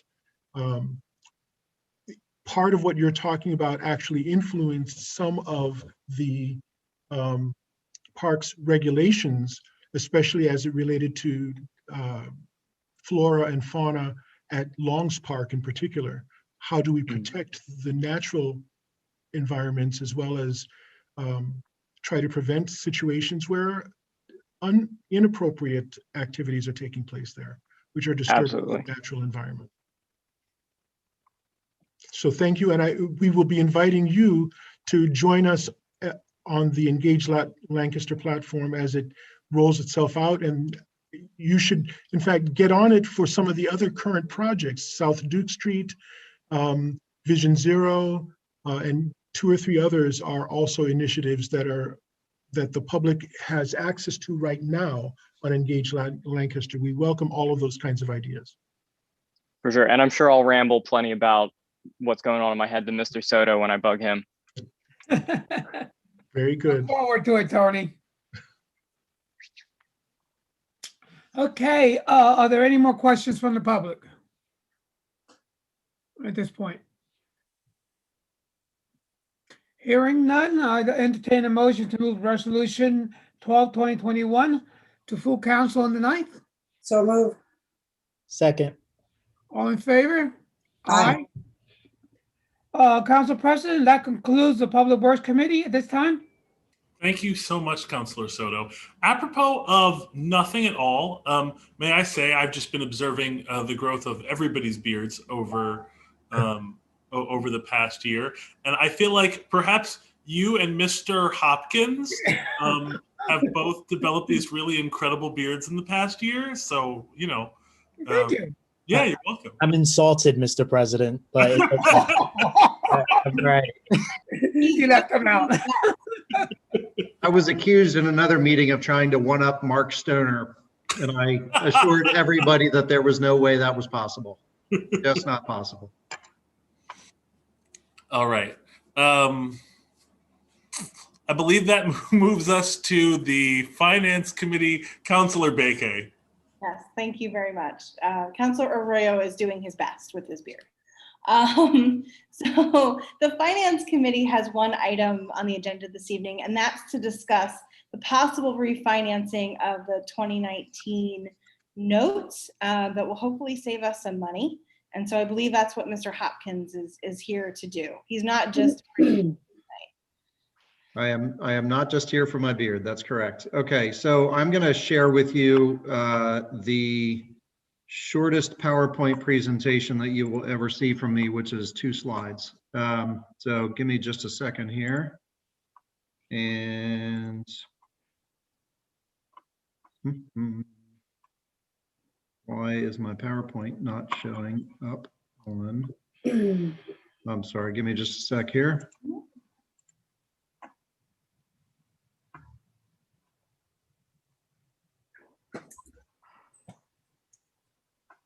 Okay. There we go. Okay. So you also see this slide, trying to hide all my gadgets here. Okay. So as you all know, we've had a fire station at West King Street that's been under construction, demolition first of the old West King Street Fire Station, Station 1. And renovation or rebuilding of that fire station. That project is ongoing. I believe occupancy is anticipated sometime in June of this year, so coming up in just a few months. And then we have the project after that is the East King Street Fire Station, currently station number 3, which will have on it essentially an identical fire station. So the East and West King Street stations will be almost exactly the same project. The current station at East King Street will be torn down and then the new one built.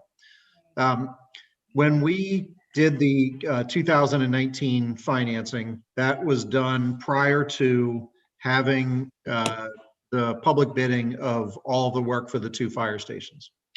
We also had in play at the time $4 million ask for redevelopment assistance capital project grant funding from the state. So we were shooting not quite in the dark, but we had some educated information about what the 2009 or 2019 note needed to be in terms of total principal to finance the project. As it turns out, as we were, especially in 2020, as there was a lot of upheaval in the steel markets from tariff, there was all sorts of COVID issues going on.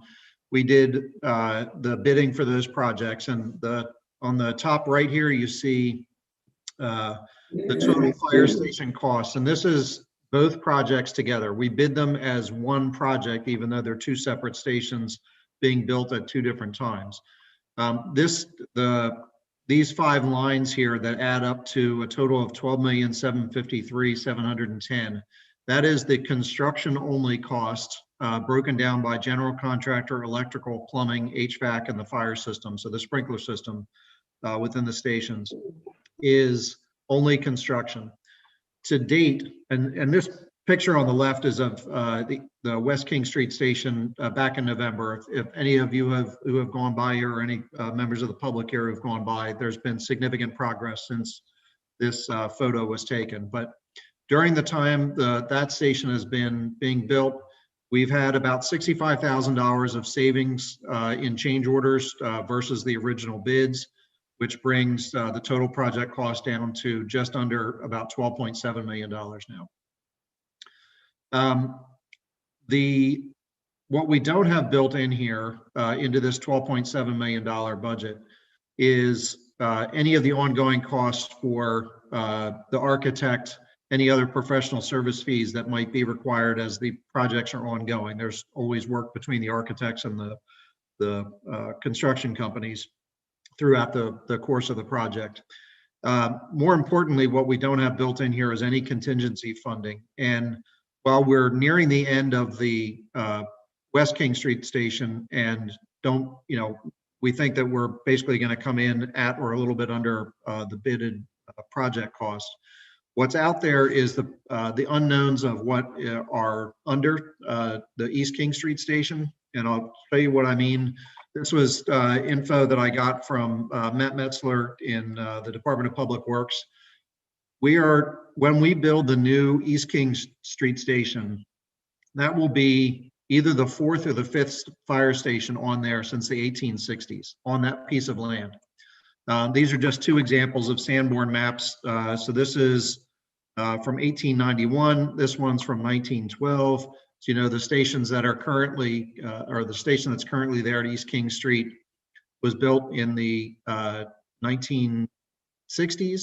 And now we're going to be demolishing that one and building a new one. The concern that Matt Metzler has is that we don't really know what is underneath the ground, underneath the current East King Street station. The new station is considerably larger. It's 3 stories versus 2, and also it's deeper. And so there are some concerns. Some of you may remember what we ran into with the renovations of the Martin Luther King pool on South Duke Street, where that pool sat on top of what actually had been an old church. And when the church was demolished, they just used the demolition debris from the church to fill in the space and then put soil on top of that. And because we were then built a pool on top of that, what was underneath was causing damage to the pool and the drainage system. Obviously, we don't want to run into that same circumstance with the fire stations. And so Matt is being conservative to add a 10% contingency to the entire combined project for not knowing what is underneath the East King Street station. So what we're looking at here is the need to finance in total the 12.7 plus about $1.3 million in additional funding for contingency. And then at the bottom of this, you see the funding that we have in place. We have $9,040,000 that came from the original 2019 note. We've received commitments for 2 separate RCAP grants, one in the amount of $500,000, the second one in the amount of $1.5 million. And then what we're looking at doing with the 2019 note is what would be akin to like a cash out refinancing of a home. So when we did the 2019 note, that had a flat interest rate for the first 10 years and then a variable interest rate for the second 10 years. And that variable interest rate was capped at no more than 5%. So we have a debt service schedule that's built based on those 2 separate rates, including using the maximum of the 5% interest rate in the second 10 years. Using that same debt service schedule, we can do a refinancing of this note, which is a bank note, as a bond issue, bring the interest rate down, have the same debt service schedule, but pull some additional principal out of the refinancing. And based on interest rate savings, we think we can, or interest rate reductions given the current economy. We think we can get between $1 million and $1.5 million of additional principal out of that refinancing. Again, just because of lower interest rates versus what we had in the 2019 note. So I put this in sort of the middle range, just like $1.2 million of additional principal that we could get out of that refinancing. And then the fourth piece of financing for the fire station project would be savings that we had in the DPW Ops Center, the operations center that's on Riverside Drive, just outside of the city in Lancaster Township. We have about $2.6 million of total savings that sits in the 2016 bond fund. We could pull some of those dollars, and basically that would fill the last gap on the financing. If we don't need as much contingency, we wouldn't need as much from that Ops Center savings, and those funds would be available for other capital projects. If we do end up needing that full contingency, we have those funds available. So what I want to just sort of go back to is the note refinancing. So as Councilor Bakay said at the beginning, this is really just for information purposes now. There's no action that's required tonight. I wanted to give you sort of a preview of this so that when we come back in April, you have a sense of what we're talking about ahead of time. The other piece I want to add to that is we have the possibility of some new money financing for water capital improvement projects that are moving more rapidly or maybe needed more rapidly than we originally anticipated, and mostly around the membrane project, the purchase of new membranes at the Susquehanna water treatment plant. So we've got some additional work to do there, but if we would do that, what we would have is a refinancing for the 2019 note as a bond issue. And then we would have a separate piece of that bond issue would be the new money financing for these water system capital improvement projects. And again, we'll come back to you in April. I can give you additional information there, and we will know definitively whether or not we would want to move forward with the water fund piece of it. The straight up refinancing of the 2019 note is a given. We definitely want to move forward with that, take advantage of the lower rates that we have available to us now. And then again, the potential of the water fund piece would be an add-on. So with that, I will stop talking and see if any of you all have any questions. Thank you, Patrick. I do have a question. I just want to make sure I'm wrapping my head around things correctly. So there's potentially, it sounds like 3 things that could be on the table through this. The 2019 refinance, which, like you said, is a no-brainer because of the interest rate and the fact that we could get cash out. The water fund changes, and then also the potential amendment to the 2016 bond funds, if needed down the road. Well, yeah, what that would be if we're to, and that's this piece down here, the reallocation of Ops Center savings. That would be something that we would need to bring back to City Council because that would be a reallocating those dollars or reauthorizing those savings dollars to the fire station project. So that would be a resolution that we would come back to. That's sort of my last piece of the financing of this, because we want to see what savings we can get out of the refinancing. And we also want to see further down, further into the project at East King Street, how much of that contingency we may or may not need. So the Ops Center savings is really more of the final plug in of dollars. So I don't want to bring you a resolution that says we need $1.5 million and we only needed $1 million, or we needed $2 million of that savings. Sure. Okay, thank you. Other questions from members of the committee about this discussion item, or other members of council?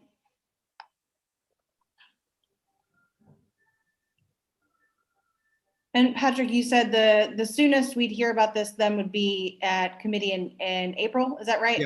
Yes, that's right. Okay. Great. Hearing and seeing none. I don't see anyone from the public has any questions. Again, this is just a discussion item. We're not taking any action. I don't see any. Okay. Thank you very much, Mr. Great, Haffner. thank you. And that concludes the Finance Committee, Mr. Thank you, Councilor Beke. All right, we move then to the Committee of the Whole. And we're going to start with Council Resolution number 14, 2021. As I noted earlier, we pulled the listed resolution number 13, 2021 from the agenda. We'll see it next week at the council meeting, though. Council Resolution number 14, 2021 recognizes the miraculous recovery of Ethan Vaughn. And you've probably seen Ethan around town, also known as Ethan Poetic, one of probably Lancaster's most well-known and charismatic young men. I believe it was Councilor Diaz that brought this forward. Let's go ahead and add Mr. Vaughn to the meeting, Amber. And Councilor Diaz, please go ahead.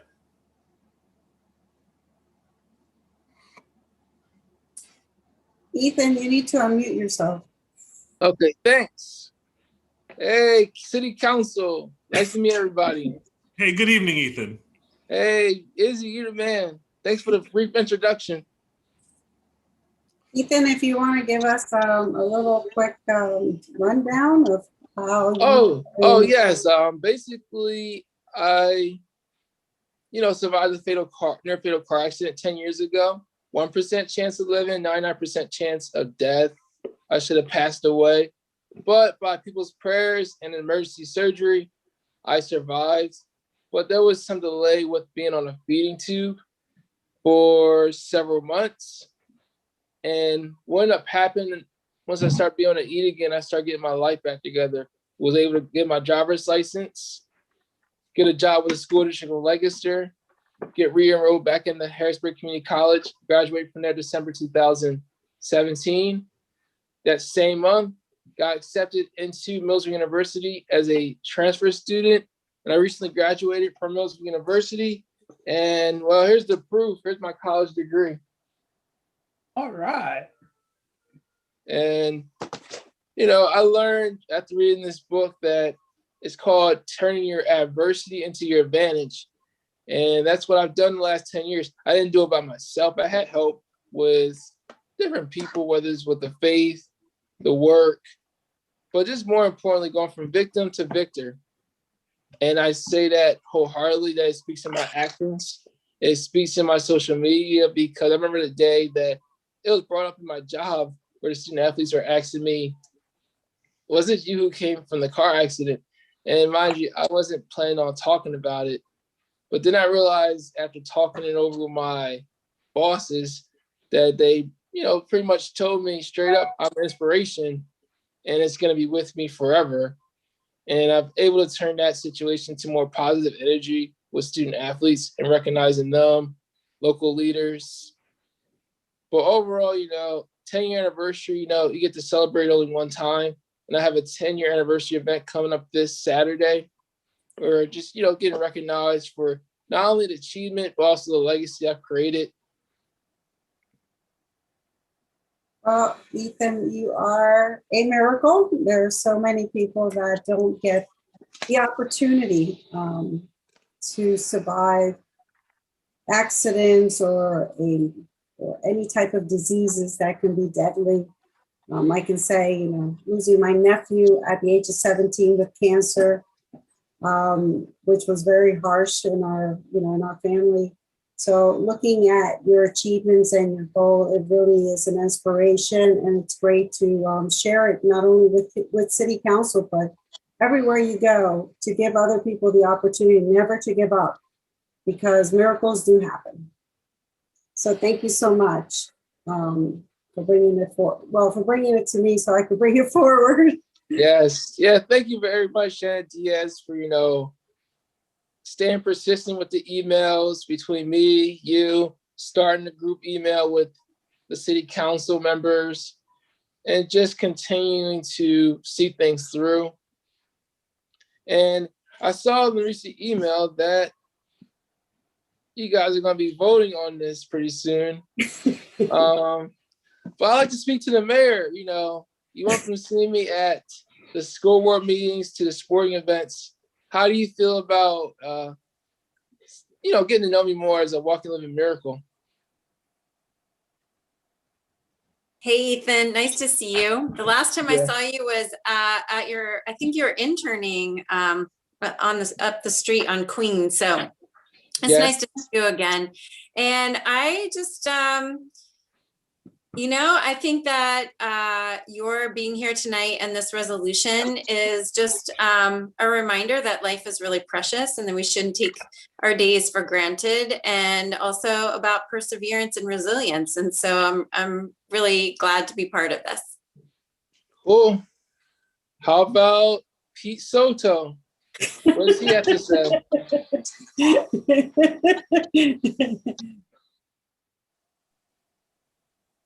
You're on mute. Well, Ethan, I started to say that you're a remarkable young man and you've accomplished a lot, but you still got a lot to accomplish and a lot of people to reach. So I encourage you to continue what you're doing. God bless you, and look forward to meeting you and seeing you out there. I totally agree with you. There's always more work to be done. Yes. Ethan, thank you so much. So you are correct. We are going to vote on this next week, but first, you actually get 2 votes. We're going to go ahead and vote to move this to full council. Yes. So let's go ahead and do that. I will hear a motion to move this resolution to full council next Tuesday. So moved. Okay. We got a motion and a second. Are there any other council comments? Just briefly, Ethan, I haven't had the chance to meet you before. I'm really pleased that you're here this evening. In a last year that we've all had a really difficult time in the last year. It's nice to celebrate someone overcoming adversity and celebrating life. So I'll be pleased to support this resolution on the 9th. Cool, thank you. And just from my end, it's good to see you, Ethan. Congratulations on your 10-year anniversary, and congratulations on all of the achievements you've been achieving so far, and congratulations from graduating. So good to see you. All right. Any comments from the public? Hearing none, Mr. Harris. On a vote on the motion to move it to full council? Yes. All in favor? Aye. Oh, right. I guess we can do these by acclamation. My apologies. All right. Thank you, Ethan. We will be voting on this at our full council meeting next Tuesday. Thank you for gracing us with your presence at this council meeting. And thank you for showing a lot of people how you can continue to move forward after real significant hardships in anybody's life. So thank you for that. My first question is, let's see, will there be media coverage?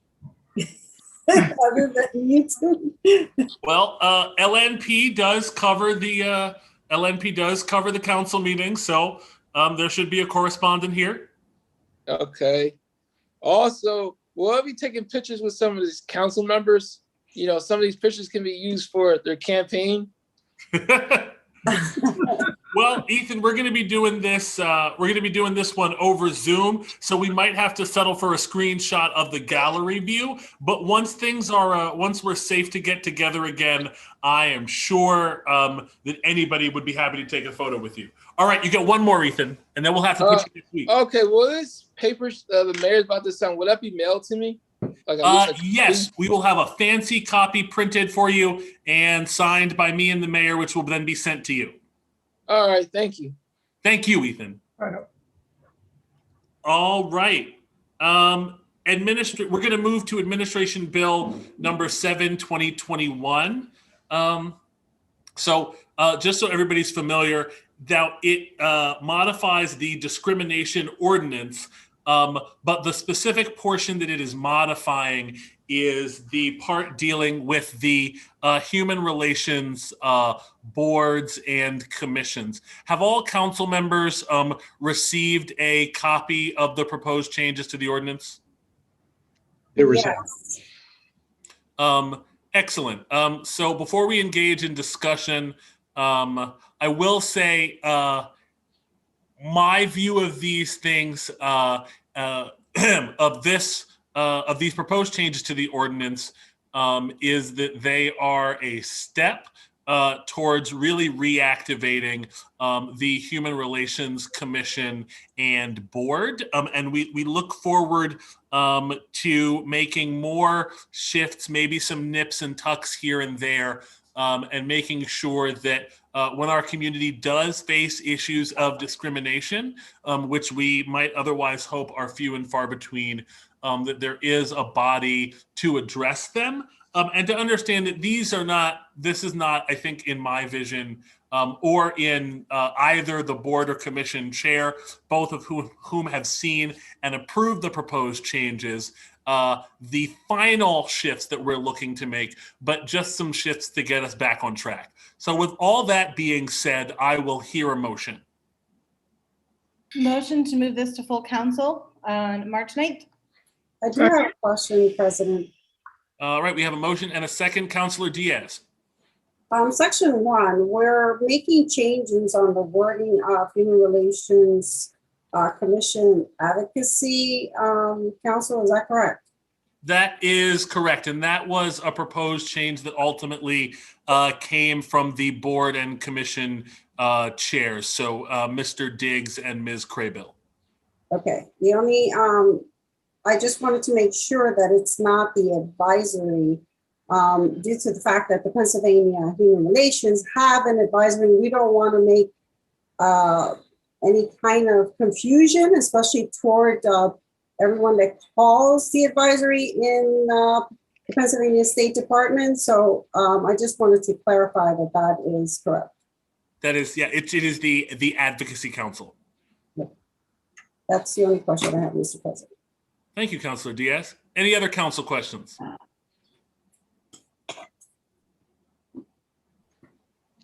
I'm sorry, who was the second on that motion? I believe it was Councilor. Oh, go ahead. No, I'm sorry, the second on that motion previously. I believe it was Councilor Soto. Okay, thank you. Yeah, I fall asleep here on my own. Any questions from the public?